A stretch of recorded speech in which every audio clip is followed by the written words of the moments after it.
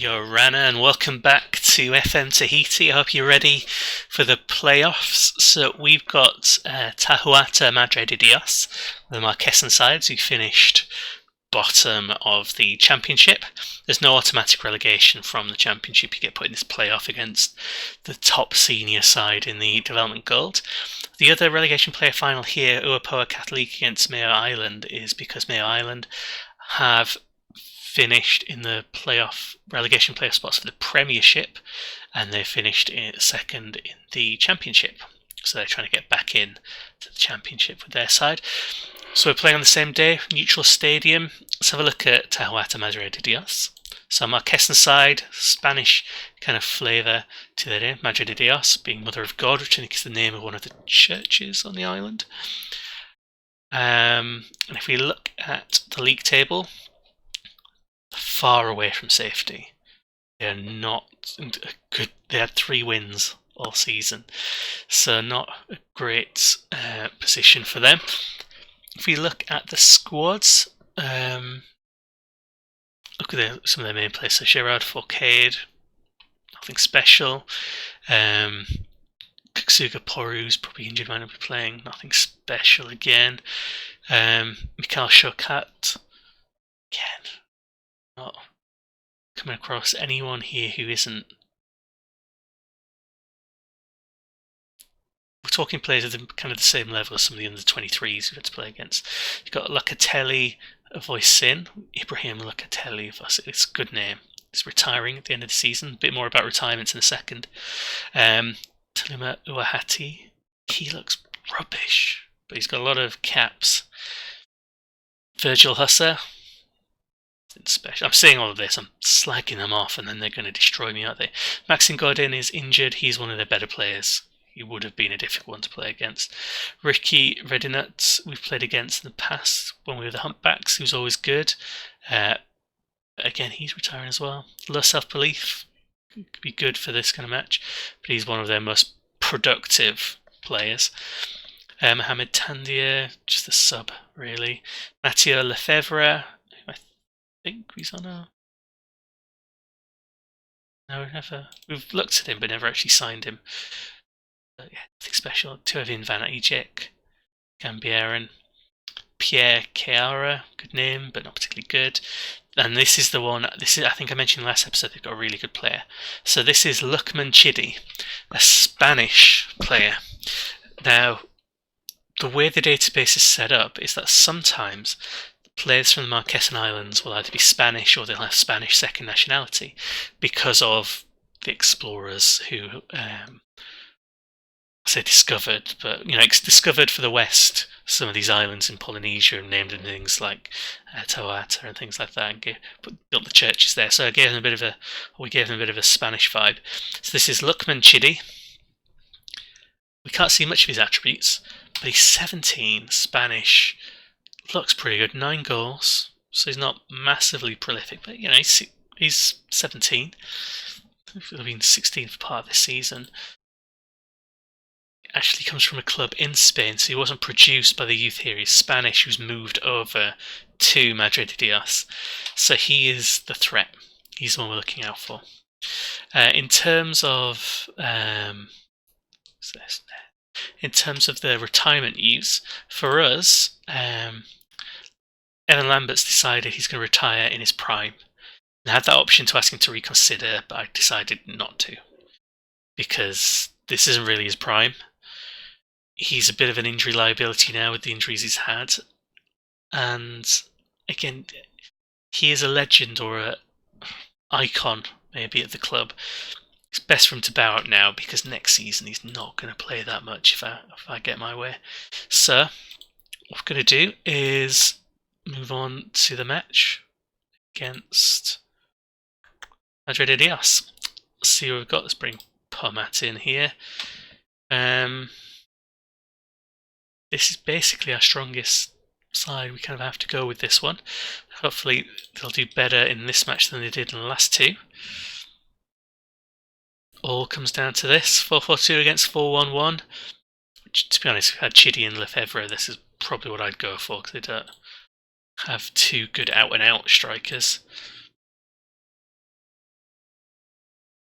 Let's give the fans... Ooh, it's the best reaction I think I've ever had to Let's Give the Fans Something to Cheer About. Could be the last time we see all of them. Yeah, I mean, it literally is. So we're playing at a neutral stadium. I can't remember the name of it. I think it's like Stade de Pieter or something like that. 10,000 seater. Looks very grand. It's used by the under-19s for Tahiti to play in. And it's a real stadium in terms of it's one that already existed in the database before I did any editing. So it'll be interesting to see what the attendance is for this, because we don't bring in big crowds. I'm assuming Madre de Dios don't, with their bottom of the table antics. It feels like they could have given us a smaller stadium to play in for this.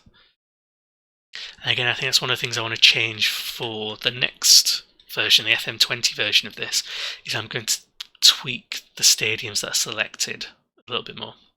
Ready nuts, Hussar, and they've scored. So kind of out of nowhere, nothing was really happening. And it's the deflection. How he was ready to instantly react. He reacted before the deflection, as far as I'm concerned. But whatever. Kind of like I said, spent all that time beforehand saying horrible things about them. And then they've gone and scored.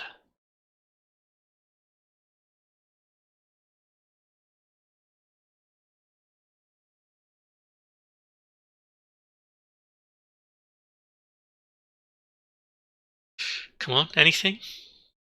Anything at all? Nah. One highlight, one goal. Right. Where's your passion? Do you want to play here forever? Do you want to play in the gold forever? Won't make any subs just yet. I'll see what the shouting does beforehand.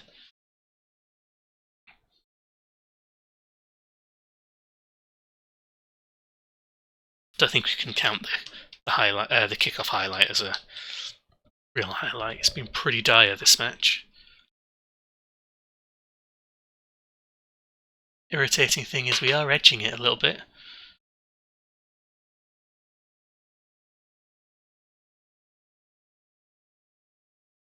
Anything? Anything at all? Let's make some subs. Just so, something happens. Let's bring on Pomat for Dupuis. That's it. There's anything I can think to do that's got any chance of doing anything. At least Pomat has scored some goals. Dean's a bit of a liability in front of the keeper.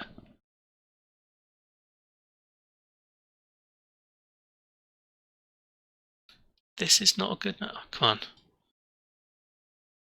We're, yeah. There we go, back in it. All it took was our first highlight in the 79th minute. 78th, 79th minute to get that going.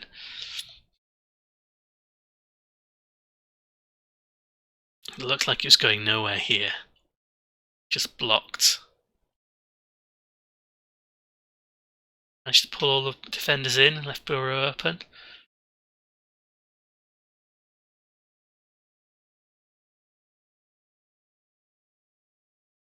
And now it's our time to get another highlight, so we can score another one.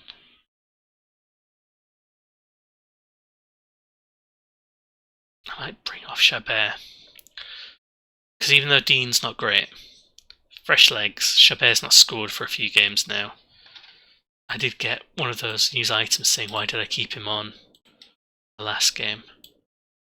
Let's do it. It's also up front's the only area where we've got any kind of depth, so we might as well use that rather than noticeably weakening ourselves elsewhere. Also, it keeps me a sub left, so I'm going to bring Lambert on. If we can score, Lambert's coming on. Bureau's injured as well. Oh, come on! To think I gave him a contract extension.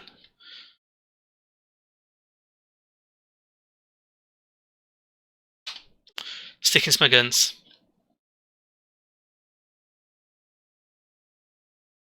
I'll play 3 at the back, even though 3 at the back is death in this. Come on. Savage. Yes. Yes. See that one again.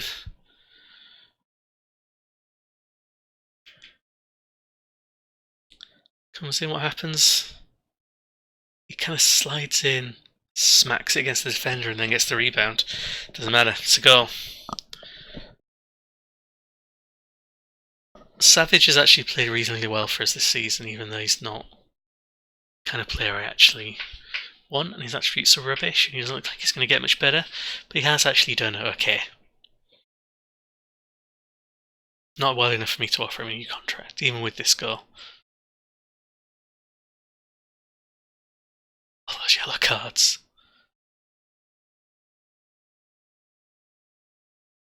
Come on. Run the clock down. And I realise I'm saying run the clock down, but I've left them still on attacking. Because I would quite like one more goal. That would be safer than keeping possession. Or Dean. I did well to kind of bring it under control, and then met expectations by absolutely messing up the shot. Go on. Stop him. Yes, Bon. Tactical foul was needed.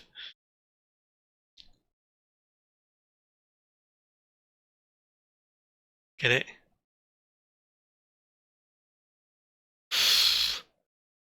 Just keep it up. I need to tell him to time waste, I realise this. But it just goes against every instinct.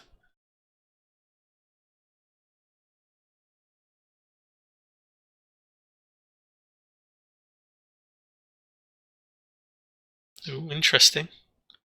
Oh, Dean. That is the final nail in the coffin for Madre de Dios. And we're going up. Championship football next season.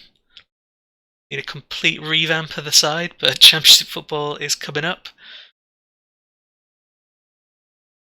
Winner, winner. Only his 5th goal of the season. But the assist coming from the legend Lambert in his last ever game for us. He's come on injured. Done the business. Maybe I should have asked him to reconsider, but we missed out then. There was 2 players going through. You could put either one of them through. And there we go. 3-1. That's it. Don't know what kind of trophy that's meant to be for the player final win, but we'll take it. All those players there are literally the entire team. There's no one else like hiding out on the bus or on the bench. That's everyone. There we go, 3-1. Come back. Superb effort, top notch. But even with the sending off, at least the sending off was quite late. So very slow burner. It's got us through there. And I think Uapoa through as well. Must be. So we get promoted, Uapoa get promoted. And what I can do is I'll give you a brief triumph against the odds. He's banned, but sure. Well, let's have a look at some of this. The initial budgets. So the wage budget set 6.25. Transfer budget nothing. I think beforehand. Let's have a look. Current spending 3,000. Committed spending was about 2. So we were about £900 over budget. So we've gone from a budget of about 2,000 to a budget of about 6. So it's about 3 times that. We're currently at half of that, but when I do the whole set to release, this is going to drop down. So I'll do that before I start looking for players, just makes it easier in the contract stage. If you know you're going to get rid of players, set them for release, so then the game calculates that in its available wage budget. If you don't do that, then it's a bit more conservative. So we've done it. What a season. What's going on here? So I'm just clicking on the wrong things. So we may have lost out on the title, but we've made it through. Chabert getting the 17 goals for us in the process. Up in the championship, Madre de Dios are going down because we sent them down. And I might see if I can sneakily pick up Chidman. Be a good one. So I think he's going to be interested. And Spearheads and Uapoa Catholic are going up, so 2 Marquesan sides are going up. So Marquesa are making a bit more of a splash. And then in the Premiership, Maupti and Mayo are going down to be replaced by those Marquesan sides. The Terrors survived. And if we look up here, Humpbacks finished 3rd. Tight here, but finished 3rd. AS Chance win their first title.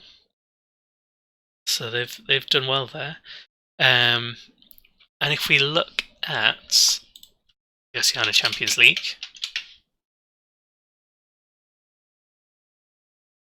this is what we've got.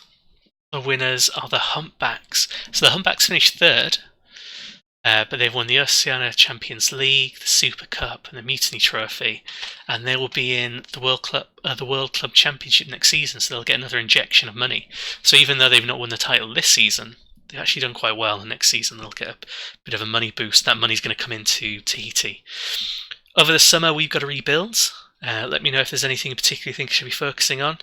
And we're also going to watch the World Cup matches as well. So that should be good fun to see how they do. But until then, what's going on here? Which club's this? Oh, right. So I thought they were a Spanish club and the player had gone off to Spain or something like that. Yeah, so that's the end of this episode. We've got to rebuild. We've got the World Cup to watch, which should be interesting for Tahiti. It's been a successful season. It feels like to me that it's flown by, mainly because I've just recorded all of these videos back to back in one day because I wanted to get this this developmental season done. The championship season will be a bit longer. It's 28 games rather than 20, for example. We should also be in the Inter-Island Cup. Should be good fun. And we'll have to see how we do with our terrible finances and tiny squad, but at least we've got a bit more of a wage budget to play with, and I'm confident we can put together a decent side. My fingers crossed for that. As always, thanks very much for watching. If you've just caught up and you've not watched all the videos, that's fine. There's a lot of them now. But if you want, go back and look at the season summary. So there's an end of season summary for every season. I probably won't do it for this one, or if I do, I'll combine it with the World Cup videos. But you can go back and you can catch up with what's gone on. Thanks for watching, and I will see you in the next video, which will almost certainly be the World Cup ones.